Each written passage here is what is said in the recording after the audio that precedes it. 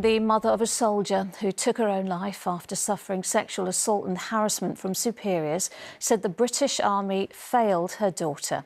Royal Artillery gunner Jaysley Beck, who was 19, was described as kind, caring and full of life.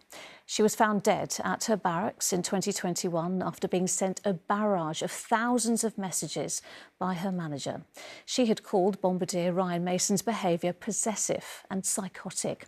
Today, a coroner ruled bosses failed to act on that and on a separate complaint against another officer, ultimately contributing to her death. The Army accepts it let her down, but colleagues say the problem is widespread and that nothing changed after Jaysley died. Here's our correspondent, Stacey Foster. She was a teenager, starting her career in the British Army. But during her short service, Jaysley Beck was sexually harassed twice by more senior soldiers. The inquest into her death has found the Army's failure to act on her complaints contributed to her taking her own life. Jaysley was so much more than a soldier. Too often, service women and men don't feel able to speak up out of fear of being victimised. And even when they do, the Army is left to investigate itself. This cannot continue. Jaysley slept in her car after a sergeant tried to kiss her and touch her on a team-building event in 2021. The coroner found the Army didn't investigate it and senior staff put pressure on her to drop the complaint. She only received a letter of apology. Months later, her line manager Ryan Mason started to harass her, sending 3,600 WhatsApp messages in the month before Jaysley died. If she went and reported it, she'd be known as a grass. Tamsin Hort worked with Jaysley. She left the Army because of the way she was treated. It's a man's world, and you're like a goldfish or a piece of meat in a tank of sharks. That's what I felt like, even just walking to the shop. People just get sexually assaulted left, right and centre and nothing's done about it. Outside in the civilian life, if someone says no, they mean no. And that's what it should mean in the Army. I hope something changes, I really do. Do you think it has, since Jaysley died? After she died, nothing changed. No one really spoke about anything. It all just sort of went quiet. No one come up, no one said anything. Was the abuse still happening? Yeah, carried on. Even the way I got told that she died was by the lads in the block, and the comments made was she was well fit, meaning she was physically attractive. It should have never got to someone allegedly taking their own life for this to happen. So it's too late? It is way too late. 100%. And do you think it's still going on? Yeah, 100%. I will fight until I possibly have nothing left in me, and that takes a lot. To get justice for my friend, her family, and to stop this from happening to any other girl. The Army apologised to the family and promised to reform. The 3 years since Jaysley's sad death have seen significant changes in the Army, including the introduction of clear and unequivocal policies to state that there will be zero tolerance to unacceptable sexual behaviours.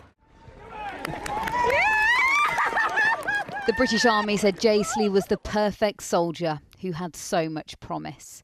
But her mum worries that women are still not safe in an institution that prides itself on high standards. Stacey Foster, ITV News, Salisbury. Well, as we've heard, the ruling raises questions over the culture and policies of the armed forces. And since the inquest started, 700 soldiers have come forward with their experiences. Our political reporter, Jasmine Cameron-Chiller, she explores whether this is the military's Me Too moment. If I'd have known then what I'd have known now, I wouldn't have joined. For Jennifer, today's inquest felt all too familiar. She served in the armed forces for 14 years and says sexism was normalised. I was raped in 2004 when I first joined. I didn't report it because at that time, in 2004, If you reported it, you was discharged. That's the way the system worked. In 2014, I did decide to report a sexual assault. Jennifer was eventually awarded compensation, but says the complaints process is not fit for purpose. They said it's a normal, everyday incident. It's just one of those things. She is one of many women raising the alarm about the Army's culture after Jaysley Beck's death.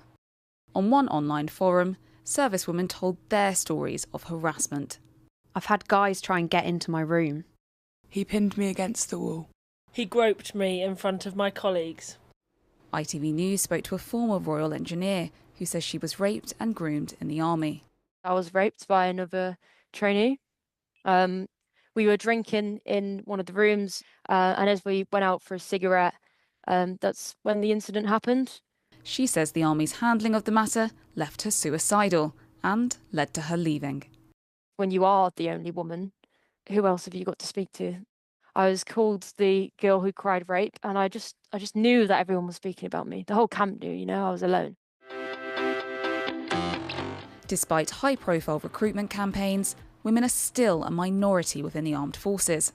They make up just 11% of personnel. But in a recent survey, 64% said they had experienced bullying, harassment or discrimination. The same report found that women who were victims of harassment were regularly denied justice by an inadequate complaints process. One MP who served as an army captain has urged the military to take action. I'm really concerned. Look, if the armed forces is portrayed in a way where it's not safe for women, then why would you join? So the armed forces has really got to sort this out. They've got to be, they've got to prioritise women. They've got to make sure that the complaints process works. The government has promised to honour Jaysley's legacy by introducing crucial reform. But what that looks like in practice and how long it will take is the key question for servicewomen up and down the country. Jasmine Cameron-Shaleshi, ITV News.